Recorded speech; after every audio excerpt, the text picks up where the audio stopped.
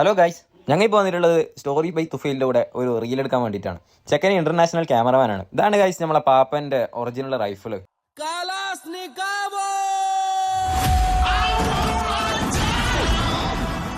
പിന്നെ അവിടെ ഞങ്ങൾ നേരെ സെറ്റിലേക്ക് വന്നു ഗൈസ്. സെറ്റിലാണ് എല്ലാവരും ഓണായിരുന്നു. പാപ്പനാണ് ഫുൾ കൺട്രോളിങ്. ഇത് ഒറിജിനൽ റൈഫിലാണെന്നും അതിൽ വെടിവെക്കുന്ന സീനുണ്ട്, എന്തും വെടികൊണ്ടാ മരിച്ചു പോകുന്നു പറഞ്ഞോടെ എനിക്കാകെ നിൽക്കാൻ പേടിയായി. ഞങ്ങൾ ആക്ടേഴ്സ് ആയതുകൊണ്ട് ഉണ്ടയില്ലാണ്ട് അഭിനയിച്ചു ഗൈസ്. പിന്നെ അപ്രൂവിനെ കുറിച്ച് പറയേണ്ട ആവശ്യമില്ലല്ലോ. ചെക്കൻ ആക്ഷൻ പറഞ്ഞാൽ അങ്ങ് ക്യാരക്ടറിലേക്ക് കയറിപ്പോവും. പിന്നെ ചെക്കനെ പിടിച്ചാൽ കിട്ടൂല.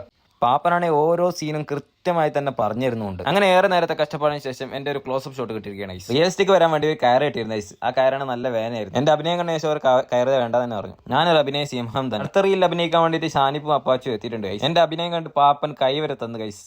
ആ പ്രൗഡ് മൂമെന്റ്.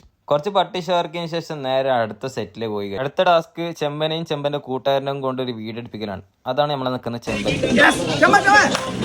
ചെമ്പനാണെങ്കിൽ ഒരു ജാടയില്ലായിരുന്നു, പക്ഷെ ചെമ്പനാണെങ്കിൽ ചെറിയൊരു ജാടും കാര്യങ്ങളൊക്കെ ഉണ്ടായിരുന്നു. ക്യാമറമാന്റെ പക്ക പ്രൊഫഷണലിസം നിങ്ങൾക്ക് റീൽ കാണാൻ പറ്റും ഗൈസ്.